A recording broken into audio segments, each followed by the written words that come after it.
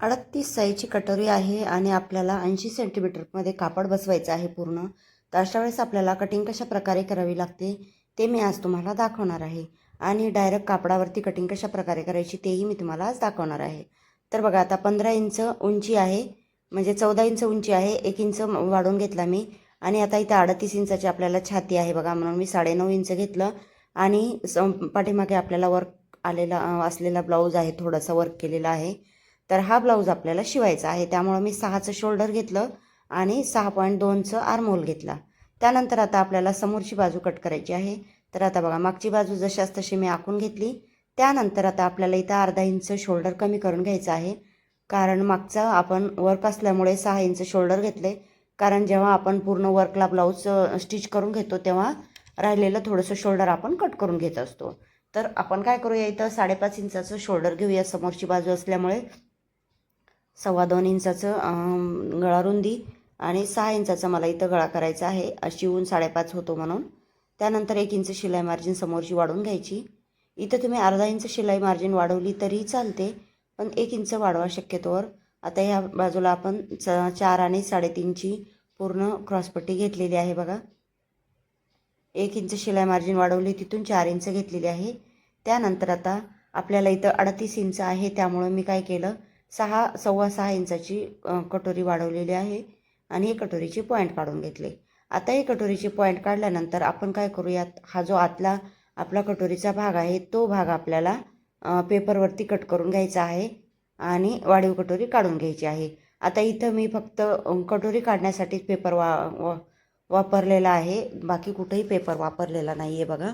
कारण वेळ कमी असला की आपल्याला जास्त ब्लाऊज शिवायचे असतात, मग अशा वेळेस पेपर कटिंग करणं खूप अवघड जातं. मग मी काय करते, डायरेक्ट पेपरवरती कटोरी घेते आणि वाढीव कटोरी कापडावरती काढून घेत असते. त्यानंतर 1.5 इंचाचे आपण पूर्ण पॉईंट वाढून घेतले आणि हा अर्धा इंचाचा पॉईंट वाढून घेतलेला आहे.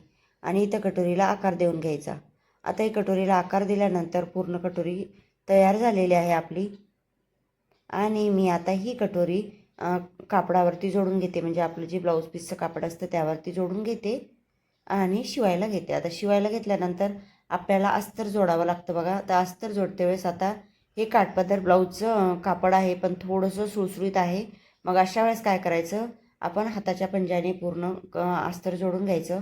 मला एका ताईने कमेंट केली होती की ताई तुम्ही फेविकॉलनं पूर्ण अस्तर जोडत जा. पण मला काय होतं माहिती आहे का, 6-7 ब्लाऊज दिवसाचे शिवावे लागतात.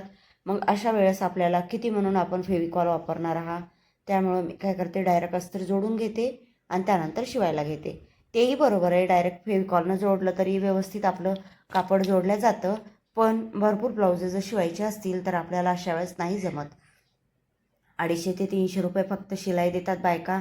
मग अशा वेळेस फेविकॉलचा खर्च, धाग्याचा खर्च, आपल्याला लागणारं मशीनचं बाकीचं साहित्य, अशा वेळेस आपल्याला नाही जमत. त्यामुळं मग मी काय करते, जेवढं होईल तेवढं आपण कमी याच्यामध्ये बसवायचं, बजेटमध्ये बसवायचं. कारण अस्तर पण आपल्यालाच आणावं लागतं. आता अस्तर हल्ली 30 रुपये 35 रुपये मीटर झालेलं आहे. मग अशा वेळेस आपल्याला कुठंतरी काहीतरी म्हणजे आपल्याला ॲडजस्टमेंट करून मग आपल्याला शिलाई घ्यावी लागते. कारण शिलाई तर काय वाढवून देत नाहीत बायका. जराशी जरी शिलाई वाढवली तरी एवढी शिलाई वाढवली का, एवढी शिलाई वाढवली का, अशा बोलतात बायका. तुम्हालाही अशाच बोलतात का, मला कमेंट करून नक्की सांगा. तर बघा, आता पूर्ण मी क्रॉसपट्टी जोडली, कटोरी जोडून घेतली आणि आता आपल्याला इथं हुकपट्टी जोडायची आहे. तर बघा, मी हुकपट्टी 2 इंचाची कट केलेली आहे आणि तिला मी डबल फोल्ड करून घेते. तर एका ताईने मला कमेंट केली होती की आपण जेव्हा हुकपट्टी जोडतो त्यावेळेस नाही का, आमच्या नाही का हुकपट्टी अशी टाईट राहते. तर अशा वेळेस आपण काय करायचं, थोडंसं कापड एखाद्या वेळेस तिरकस घेऊन त्याला दापटीप टाकायची आणि मग जोडून घ्यायचं. त्यावेळेस पण आपलं नाही तर मग काय करायचं, थोडंसं आपल्याला कपडा जो असतो आपण हुकपट्टीचा जोडतो तो थोडासा दुमडून घेतला तरी चालतो, म्हणजे आपली हुकपट्टी टाईट होत नाही आणि तिरकस पण होत नाही. आता मी मापाच्या ब्लाऊजनुसार गळा कटिंग करून घेते आणि गळ्याला पायपिंग करून घेते. आता इथं आपल्याला पायपिंग तिरकस पट्टीची मी कट केलेली आहे 1.5 इंचाची आणि ती एक साईड फोल्ड करून घेतलेली आहे आणि ही अशा प्रकारे आता जोडून घ्यायची.